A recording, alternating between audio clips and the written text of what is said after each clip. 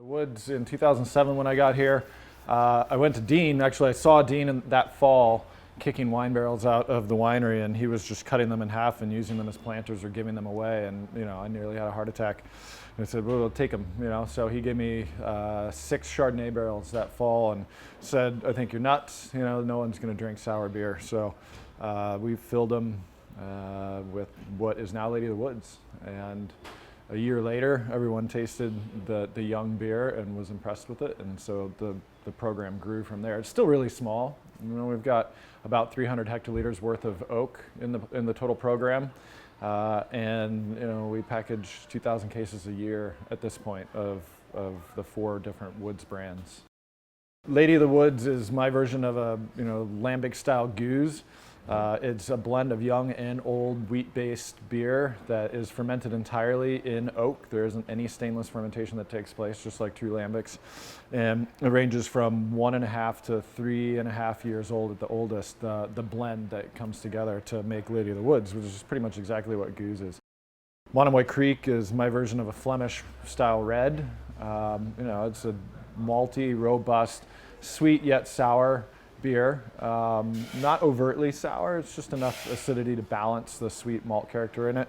And that beer, we kind of twisted it by adding whole Balaton cherries, which are sour cherries that come from Michigan, actually. So, and those whole cherries go into, that beer's pretty old. It's the average age of the blend is over 3 years old. So whole Balaton cherries go into 225 liter ex-Syrah barrels from the winery also. Cranberry Woods is very cool. A lot of cranberry bogs on Nantucket.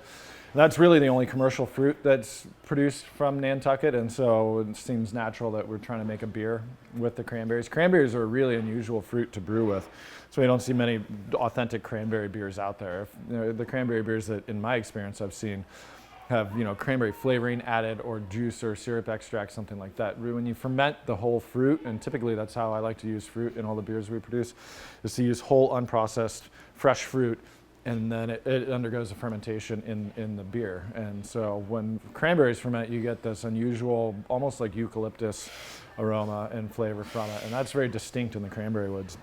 But other than that, the base it's not the same as Lady of the Woods, but it's a light wheat and rye based. Lady of the Woods doesn't have any rye. Cranberry Woods has some rye, so it adds a little more mouthfeel to the beer.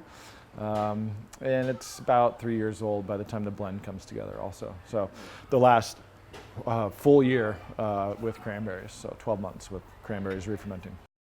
Yeah, Pêche is an amazing beer in that we put whole, unprocessed, fresh ripe peaches every July when we get them here. From Massachusetts, from Harvard, Mass. The closest, it's absolutely gorgeous fruit.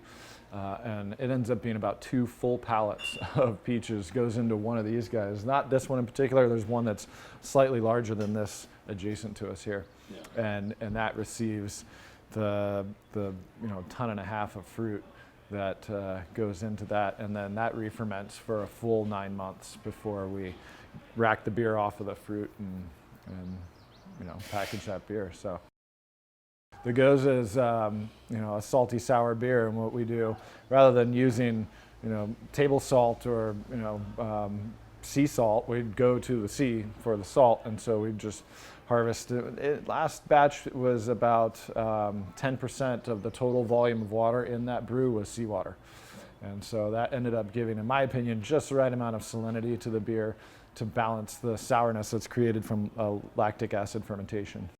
Yeah, Baggy Wrinkle is our take on a classic English-style barley wine.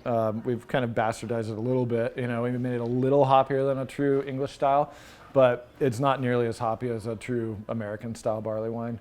So it's Maris Otter based. It's really all about the malt character, and it's big. It's 12% ABV. And for that reason, we don't want it to be dry. It needs to have some residual sweetness so that it's in balance. So it's a big, chewy, malty beer that's well balanced with hops, but not hoppy, not hop driven.